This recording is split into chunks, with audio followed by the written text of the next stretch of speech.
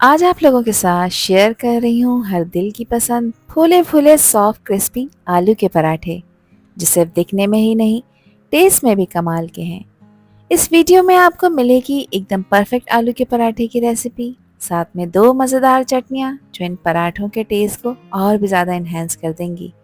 मसालेदार आलू की स्टफिंग, हल्की फुल्की डो जो आसानी से मिल जाए, और तवे पे सेकते वक्त पराठा इतना फूले कि इसको देखते ही भूख लग जाए। अंदर से सॉफ्ट, बाहर से क्रिस्पी, हर बाइट में मज़ेदार टेस्ट।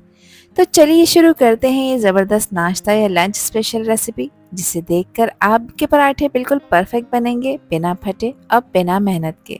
तो मज़ेदार सॉफ्ट क्रिस्पी आलू के पराठे बनाने के लिए यहाँ पर मैंने लिया है 4 कप आटा। ये वही नॉर्मल आटा है जिससे आप घर में रोटी पकाते हैं। इसमें 1 टीस्पून मैंने नमक डाला है, अच्छी तरह से इसको मिक्स कर लेंगे।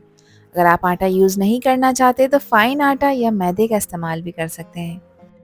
अब इसमें मैंने 1 कप पानी डाला है, पानी उतना ही डालना है जितनी ज़रूरत हो।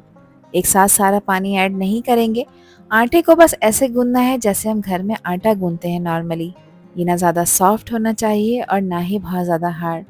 एक स्मूथ और फ्लेक्सिबल डो को गूंदना बहुत ज़रूरी है, जो पराठा बेलते वक्त ना ही फटे और तवे पर अच्छे से फूले। हाथों को अच्छी तरह मसल मसल कर डो को सेट करना ज़रूरी है ताकि अंदर तक सॉफ्टनेस आए और पराठा बने बिल्कुल परफेक्ट। डो को मैंने गूंद लिया है, 5 मिनट हो चुके हैं, और अब मैं इसमें 2 टेबल स्पून घी ऐड कर रही हूँ। आप लोग चाहें तो ऑयल भी ऐड कर सकते हैं, मगर घी ऐड करेंगे तो इससे डो और भी ज़्यादा सॉफ्ट और पराठे बनेंगे बिल्कुल क्रिस्पी, बटरी और फ्लेवरफुल। घी न सिर्फ टेक्सचर को बेहतरीन बनाता है बल्कि टेस्ट को भी डबल कर देता है। अब हाथों से अच्छी तरह से गूंद रही हूँ ताकि लेयर में सॉफ्टनेस और रिचनेस भर जाए। यहाँ पर पेशेंस रखना बहुत ज़रूरी है। जितनी अच्छी तरह से आप इसकी डो गूंदेंगे इतने ही बेहतरीन रिजल्ट मिलेंगे। डो को गूंद लिया है और अब इसकी ऊपर वाली सरफेस पर हल्का सा घी लगा रही हूँ ताकि ये ड्राई ना हो और रेस्ट के बाद और भी ज़्यादा सॉफ्ट और स्मूथ हो जाए। घी की लेयर से डो में एक नेचुरल शाइन भी आ जाती है जो पराठे को और भी ज़्यादा टेम्पटिंग बनाती है। अब इसे कवर करेंगे और कवर करके आधे घंटे का रेस्ट देंगे। आधे घंटे के लिए इसको आपने किचन काउंटर टॉप पर ही छोड़ना है। जब तक डो को रेस्ट दिया हुआ है, बाकी की तैयारी कर लेते हैं, जिसके लिए लिए हैं मैंने यहाँ पर 14 से 15 दाने लहसुन के। छोटा लहसुन है, 14 से 15 लिए हैं। अगर बड़े लहसुन का इस्तेमाल कर रहे हैं तो 8 से 10 काफ़ी हैं। एक छोटे साइज़ का टमाटर है। इसके अलावा हाफ टी स्पून नमक है और 1 टीस्पून है कुटी लाल मिर्चें। आधा कप पानी डालकर इसको आपने अच्छी तरह से ब्लेंड करना है और मज़ेदार लहसुन की चटनी तैयार है।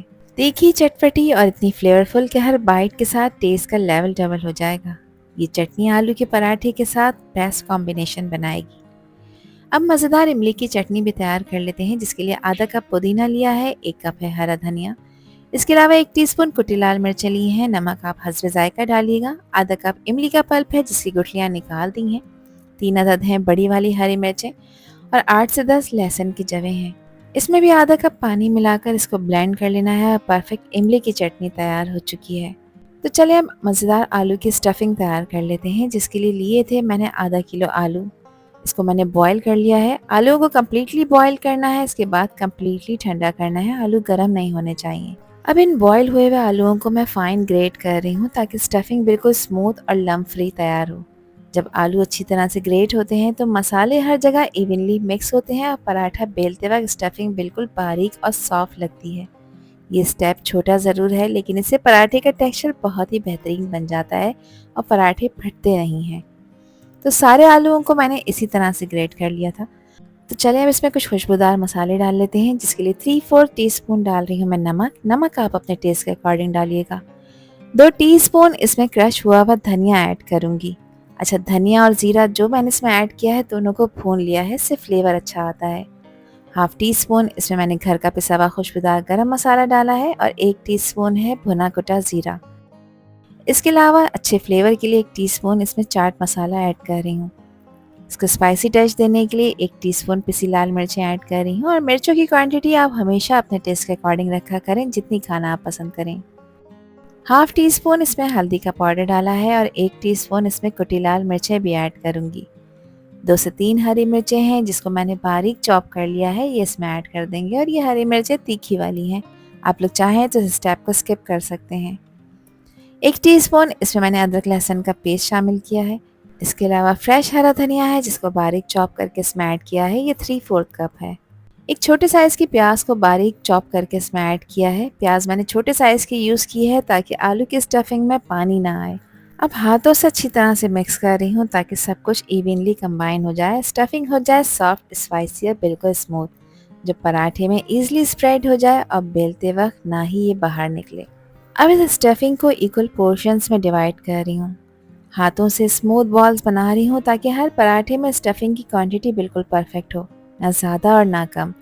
इस तरह स्टफिंग बेलते वक्त हर जगह इवनली स्प्रेड होती है और पराठा ना ही फटता है और ना ही अनइवन लगता है। आटे को रेस्ट दिए हुए आधा घंटा कंप्लीट हो चुका है। आटा देखें बिल्कुल सॉफ्ट है। मज़ीद 1 से 1.5 मिनट इसको गूंद लेंगे। दोबारा गूंदने से आटे का टेक्सचर और भी ज़्यादा परफेक्ट और स्मूथ हो जाता है। ये स्टेप पराठे की सॉफ्टनेस और फूलने में बहुत बड़ा रोल प्ले करता है। आप फील कर सकते हैं कि डो पहले से ज़्यादा नरम और बहुत ज़्यादा सॉफ्ट हो चुकी है, बिल्कुल पराठा बेलने के लिए रेडी। अब इस डो में से मैंने एक मीडियम साइज़ का पोर्शन लिया है। हाथों से इसकी गोल गोल बॉल्स बना रही हूँ जो ना ज़्यादा बड़ी हो ना ही बहुत छोटी, बिल्कुल बैलेंस साइज़ की। इस तरह सब पराठे एक जैसे लगेंगे और फ्राई होने के बाद प्रेजेंटेशन भी बहुत खूबसूरत लगेगी। काउंटर टॉप पर मैंने ड्राई मैदा डस्ट कर लिया है। अब इस डो बॉल को हाथों से हल्का सा प्रेस कर रही हूँ, इसको कटोरी जैसा शेप दे रही हूँ ताकि स्टफिंग अच्छी तरह से भर जाए। कोशिश कर रही हूँ कि साइड्स पतली रहें और बीच में से हिस्सा थोड़ा सा मोटा रहे ताकि स्टफिंग अंदर से फिट हो जाए। इसके सेंटर में मैंने स्टफिंग रख दी है और अब इस डो को केयरफुली ऊपर से रोटेट कर रही हूँ। चारों तरफ से किनारियों को उठाकर सेंटर में लेकर आ रही हूँ ताकि स्टफिंग अच्छी तरह से अंदर बंद हो जाए। अब हल्के हाथों से प्रेस भी कर रही हूँ, इसे सिक्योर कर रही हूँ ताकि स्टफिंग बिल्कुल अंदर से लॉक हो जाए और बेलते वक्त बाहर ना निकले। ये स्टेप बहुत इंपॉर्टेंट है क्योंकि अगर स्टफिंग अंदर प्रॉपर सील नहीं होती तो पराठा बेलते वक्त फट सकता है। और अगर ये तरीका आपको मुश्किल लगता है तो ये दूसरा तरीका है स्टफिंग भरने का, जिसमें मैंने पहले पेड़े को थोड़ा सा बेल लिया है, फ्लैट कर लिया है, राउंड शेप दे दिया है। अब इसके बीच में मैंने स्टफिंग रखी है और चारों तरफ से इस डो को उठाकर फोल्ड कर रही हूँ ताकि स्टफिंग अंदर से बंद हो जाए। इसकी मैंने एक पोटली सी बना ली है। इस तरह स्टफिंग इवनली स्प्रेड होती है, पराठा बेलते वक्त ना फटता है और ना ही स्टफिंग बाहर आती है।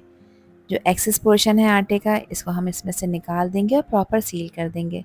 ये मेथड बिगनर्स के लिए बहुत ही ईजी और फुल प्रूफ है। अब पेड़े को मैंने काउंटर टॉप पर रखा है और इसके ऊपर डाला है मैंने ड्राई मैदा और हाथों से मैं इसको प्रेस कर रही हूँ। इस तरह प्रेस करने से इसमें जो स्टफिंग है वो इवनली स्प्रेड होती है और पराठा फटता नहीं है। कोशिश करें कि इस पर बेलन कम से कम चलाएं। जितना कम बेलन चलेगा उतना ही आपका पराठा फटने से महफूज रहेगा। तो पराठे को हाथ से फैला लिया है। अब थोड़ा सा इसको बेलन की हेल्प से मैं फ्लैट कर रही हूँ। बहुत ज़्यादा प्रेशर नहीं लगाना, हल्के हाथ से इसको बेलना है ताकि पराठा ना फटे। इसकी थिकनेस मैं आपको चेक करा देती हूँ कि मीडियम थिकनेस रखनी है, ना बहुत मोटी और ना ही पतली। अब इस परफेक्टली स्टफ पराठे को मैं गरम तवे पे डाल रही हूँ। ये स्टेप बहुत इंपॉर्टेंट है। तवे का टेम्परेचर मीडियम होना चाहिए। बहुत तेज़ गरम या हल्के गरम तवे पे आपने पराठे को नहीं डालना। और तवे पे डालने के बाद 15 से 20 सेकंड तक एक ही साइड को आपने सेकना है। पराठे को मीडियम फ्लेम पे पकाएंगे ताकि नीचे से गोल्डन ब्राउन और क्रिस्पी बने। एक साइड को 15 से 20 सेकंड हो चुके हैं, बबल्स आ रहे हैं, तो बस अब इसे फ्लिप करेंगे और दूसरी साइड को भी 15 से 20 सेकंड के लिए सेक लेंगे। कोशिश करें कि इस पे घी पहले से ना लगाएं, पहले पराठे को प्रॉपर सेक लें। तो जैसे ही पराठा दोनों तरफ से थोड़ा सा कुक हो जाए, अब इस पे डाल रही हूँ मैं 1 टेबल स्पून घी का, ताकि बने गोल्डन ब्राउन और क्रिस्पी। ब्रश की हेल्प से इसकी ऊपर वाली सरफेस पे भी मैं थोड़ा सा घी लगा रही हूँ। तो जैसे घी लगता है पराठा ऊपर से फूलना शुरू कर देता है। लेयर्स एक एक करके ऊपर उठ रही हैं और खुशबू से भूख लगने लग गई। ये वो मोमेंट है जब समझ आता है कि पराठा परफेक्ट बन रहा है, अंदर से सॉफ्ट और बाहर से क्रिस्पी। बस इसकी साइड को चेंज करें और दोनों साइड को प्रॉपर सेक लें और गैस का फ्लेम मीडियम रखना है ताकि पराठा अंदर तक कुक हो जाए और कच्चा बिल्कुल भी ना रहे। इसके किनारों को प्रेस करते हुए सेकेंगे ताकि किनारे भी कच्चे ना रहें और प्रॉपर सेक जाएं। और अगर इस स्टेज पर आप लोगों को ये वीडियो पसंद आ रही हो तो वीडियो को लाइक कर दें और चैनल को भी सब्सक्राइब कर लें और वीडियो को फ्रेंड एंड फैमिली में भी शेयर किया करें। आप सभी लोगों का दिल की गहराइयों से बेहद शुक्रिया। पराठा परफेक्टली सिक चुका है। अब बाकी के पराठों को भी इसी तरह तैयार कर लेंगे कि मीडियम गरम तवे पर आपने पराठे को डालना है, 15 से 20 सेकंड एक साइड को सेकना है। फिर जब दोनों तरफ से साइड्स थोड़ी सी कुक हो जाएं, उसके बाद आपने इसमें घी लगाना है। इसकी ऊपर वाली सरफेस पर भी घी का ब्रश करना है और फिर उसके बाद प्रेस करते हुए इस पराठे को सेक लेना है। हर पराठा फूलेगा, ये मेरी गारंटी है। मेरी बताई हुई टिप्स और ट्रिक्स को अगर आप लोग फॉलो करेंगे तो आपको ऐसे ही रिजल्ट्स मिलेंगे जैसा आपको वीडियो में नज़र आ रहा है। तो ये गरम गरम फूले फूले सॉफ्ट क्रिस्पी आलू के पराठे बनाना आपके बाएं हाथ का काम है। अब यहाँ पर एक खूबसूरत से प्लेटर में मैं मज़ेदार गरम गरम पराठों को रख रही हूँ, जिसमें है लहसुन की चटनी, मज़ेदार इमली की चटनी और साथ में है दही। इन गरम गरम क्रिस्पी पराठों को एंजॉय करें आप अपने फैमिली और फ्रेंड्स के साथ, और मुझे कमेंट सेक्शन में लाजमी बताएं कि ये रेसिपी और वीडियो आप लोगों को कैसी लगी और आप लोगों ने कैसे पराठे बनाए। अब यहाँ पर एक पराठा मैं आपको चेक करा देती हूँ। देखिए, पराठा बिल्कुल परफेक्टली कुक है, सॉफ्ट है और ऊपर से क्रिस्पी है।